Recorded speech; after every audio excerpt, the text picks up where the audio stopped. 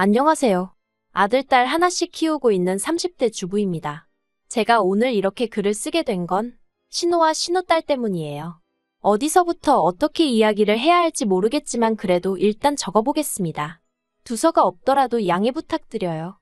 학교 선후배로 지내던 남편과 본격적으로 연애를 시작한 건 사회생활을 시작하고 얼마 지나지 않아서였어요.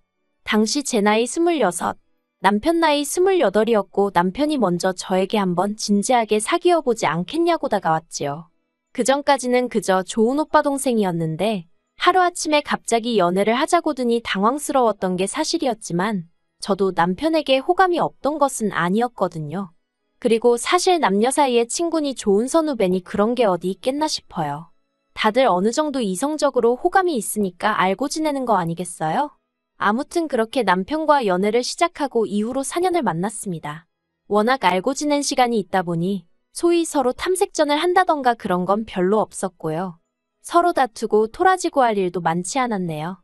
그러다 저도 남편도 좀 더 좋은 조건을 받아 이직에 성공하면서 결혼 이야기가 나왔는데 그게 벌써 몇 년 전 일이네요.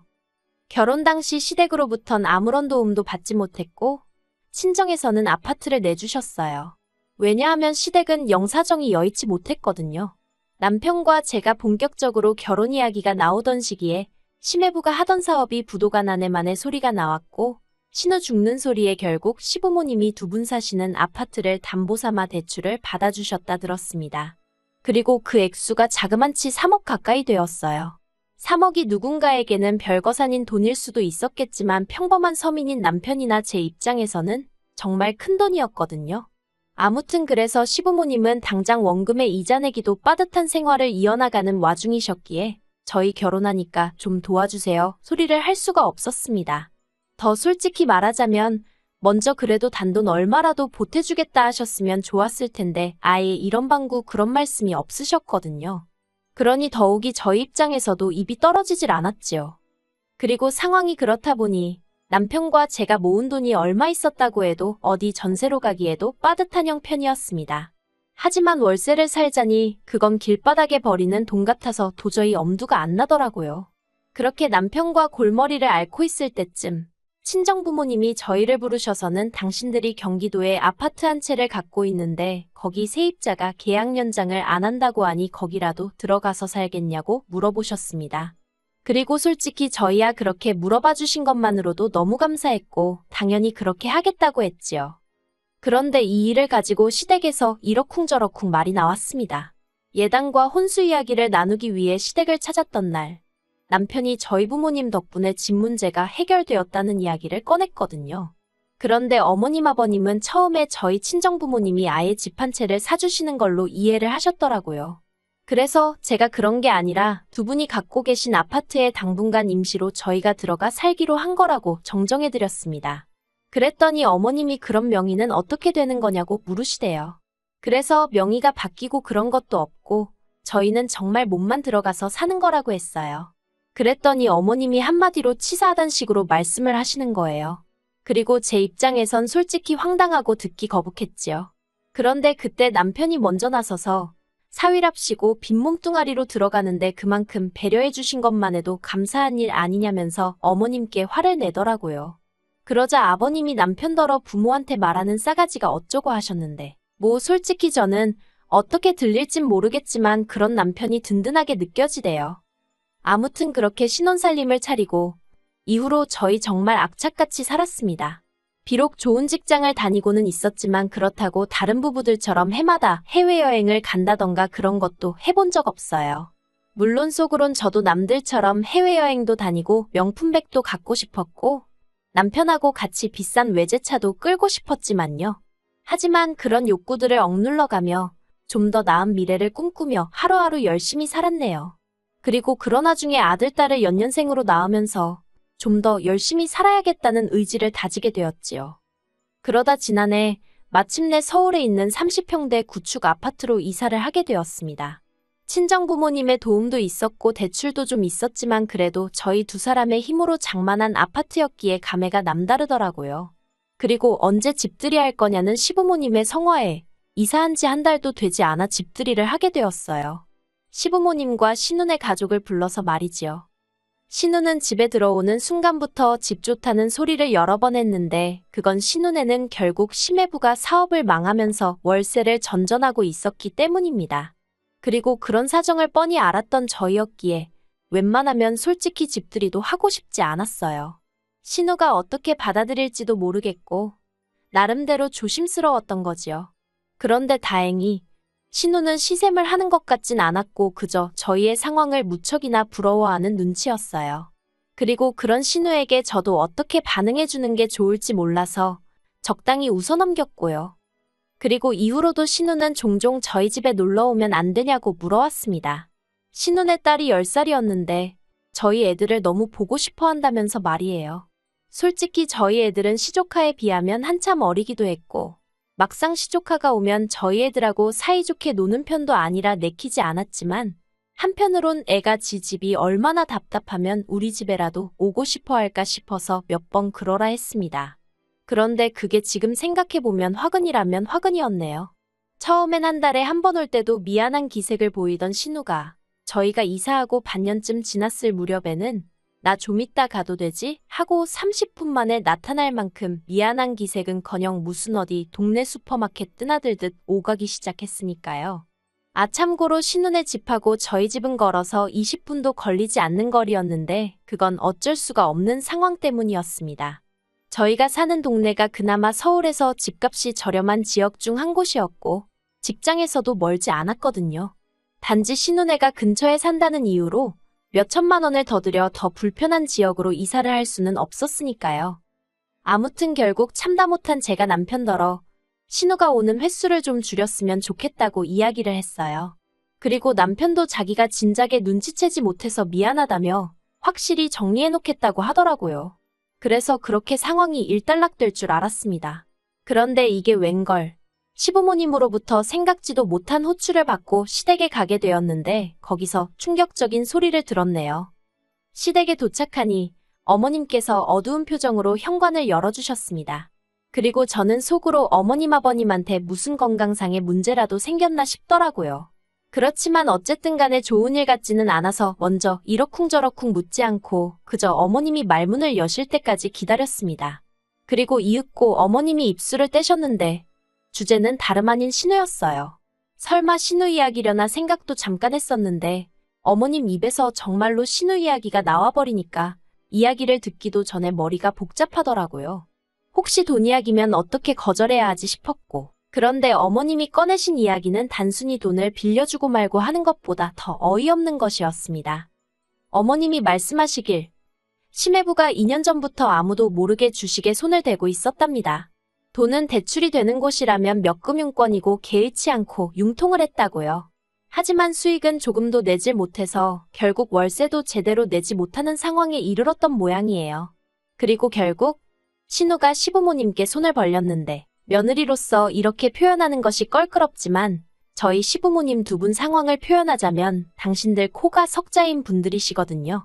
생활은 연금하고 저희가 매달 드리는 얼마간의 용돈으로 이어나가고 계셨고요. 그러니 당연히 아무리 사랑하는 딸이라고 해도 어떻게 도와주실 상황이 안 되셨을 거고.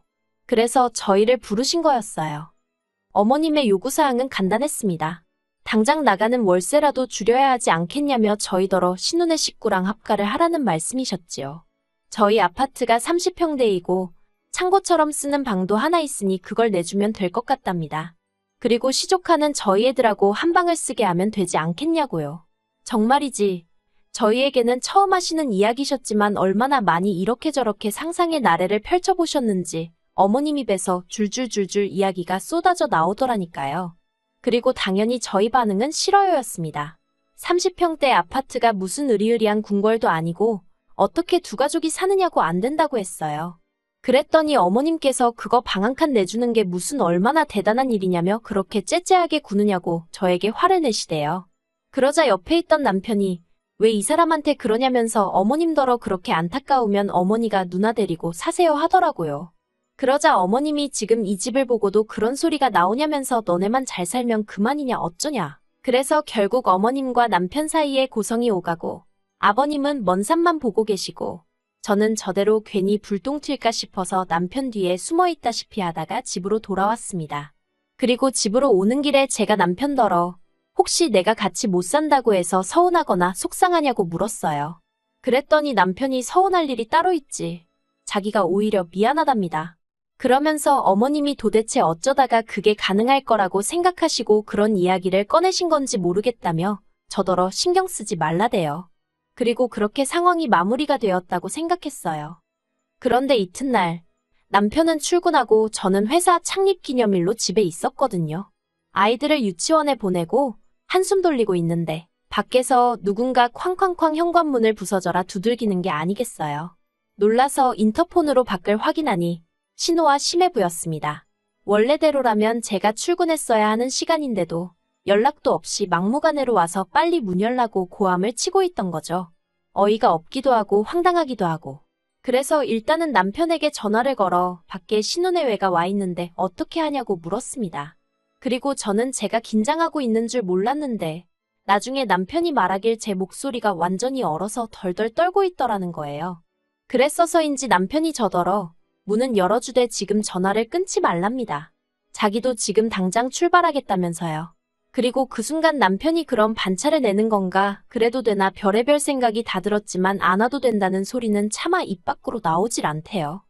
저는 남편이 시킨 대로 일단 현관문을 열었습니다. 그러자 신우랑 심해부가 씩씩거리면서 집 안으로 들어오더니 저희 집을 한번 휙 둘러보고는 진짜 집 가진 유세가 대단하답니다. 그래서 제가 유세라고 부린 것도 없다. 그냥 두 가족이 살기에는 불편할 것 같아서 싫다고 말한 것뿐이라고 했어요. 그랬더니 신우가 한다는 말이 자기가 생활비를 안 내겠다고 한 것도 아니고 안방을 내놓으라고 한 것도 아닌데 왜 싫으냐입니다. 그리고 그런 억지를 쓰는 신우랑 도저히 대화가 안 통한다 싶었는지 저도 모르게 이러니까 실추하고 대꾸를 해버렸네요. 그러자 신우가 어이가 없다는 듯이 저 말하는 것 좀 보라면서 정말 너무하답니다. 막말로 자기네가 거리로 나앉으면 전부 다 저 때문이라나요. 저는 더는 사람 대 사람으로 대화가 안 통한다 싶어서 아무런 대꾸도 안 하고 그저 할 이야기 다 끝나셨냐 소리만 했습니다. 그랬더니 심해부가 앞으로 나서서는 제 어깨를 자기 손가락으로 툭툭 치면서 평소에 착한 척은 혼자 다 하더니 무섭네요 무서워하며 빈정거리대요. 그리고 그때는 남편이 오겠다고 한 지 얼마 되지 않은 상황이었는데도 옆에 없는 남편이 원망스러울 만큼 상황이 무섭게 느껴졌어요. 제가 심해부더러 지금 이게 뭐 하는 짓이냐고 제 몸에서 손 떼시라 했습니다. 그러자 심해부가 자기가 저를 때리길 했냐 꼬집기를 했냐 계속해서 빈정거리더니 급기야는 자기 어깨로 저를 탁탁 밀더라고요. 그리고 그때 뒤에서 지금 뭐 하는 짓이냐는 소리와 함께 친정부모님이 눈에 보였습니다. 그러고 보니 친정부모님이 오전에 서울병원에 예약이 되어 있으니 일이 끝나는 대로 저희 집으로 오시겠다 했었거든요. 그런데 제가 그걸 까맣게 잊고 있었던 거지요.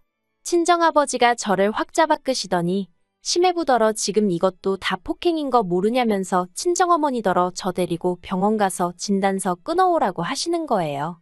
그리고는 경찰도 부르라고요. 그러자 순식간에 집안이 아수라장이 되었고 그때 남편이 헉헉거리며 저기서 뛰어오는 게 보였어요. 저도 모르게 반가운 마음에 여보하고 부르는데 순간 눈물이 왈칵 나서는 친정어머니가 남편더러 지금 이게 무슨 일이냐면서 어쩌면 저렇게 경우들이 없냐고 이대로 가만히 못 넘어간다고 크게 화를 내셨습니다. 그리고 그제서야 신우가 상황이 자기들한테 불리하단 걸 깨달은 건지 그런 게 아니라며 말도 안 되는 변명을 하기 시작했는데 저희 친정부모님은 물론이고 저나 남편도 그걸 귀담아 들을 리가 없었지요. 남편이 신우더러 가만 안 두겠다면서 기어이 여기까지 와서 행패냐고 악을 썼어요. 그리고 저희 친정부모님도 남편더러 사돈이고 뭐고 이대로는 못 넘어간다며 법적인 조치는 다 취하겠다 하시대요. 참고로 저희 친척 중엔 아주 유명하진 않아도 변호사도 있고 경찰도 있었거든요. 그리고 저희 친정아버지는 말씀하신 대로 신혼예외를 폭행으로 고소하셨습니다. 그리고 제가 이기면 저희 쪽 변호사 비용까지 자기가 다 물어야 한다는 사실을 안 신우가 그제서야 저한테 미안하다며 자기가 순간 눈이 돌아갔었다며 사과를 하고 난리더군요. 그런데 남편이 봐주지 말랍니다. 사람이 순해 보이니까 아주 헛개비로 보고 덤빈 거 아니겠냐면서 끝장을 봐야 정신 차린다고요. 그리고 저는 고민 끝에 남편 뜻에 따르기로 했어요. 착한 줄 알았는데 어쩌고 그 소리 들을 때 정말 기분이 너무 나빴거든요. 그리고 말한 대로 저는 안 착한 사람이니까 굳이 자비를 베풀 필요가 있겠나 싶대요. 그리고 이 일로 시부모님은 남편더러 괘씸한 놈이니 아주 부모 형제도 몰라보는 망나니니 뭐니 온갖 악담을 퍼부으셨고 그걸로도 분이 안 풀리셨는지 영 끊고 살자셨습니다. 당신들 죽었다는 소리가 들려도 아는 채도 말라면서요. 그런데 남편이 덤덤하게 알겠다는 말 한마디만 하더라고요. 저한테 자세히 말은 안 해도 자기도 그간 시부모님께 맺힌 게 많았던 모양이 돼요. 그리고 제가 생각하기에 제가 여기서 해야 할 일은 그저 그런 남편 옆에서 묵묵히 자리를 지켜주고 고마움을 표현하는 일뿐인 것 같습니다. 남편이 누구보다 저와 아이들을 제일 우선으로 생각해주는 사람이라 다행이다 싶을 뿐이에요.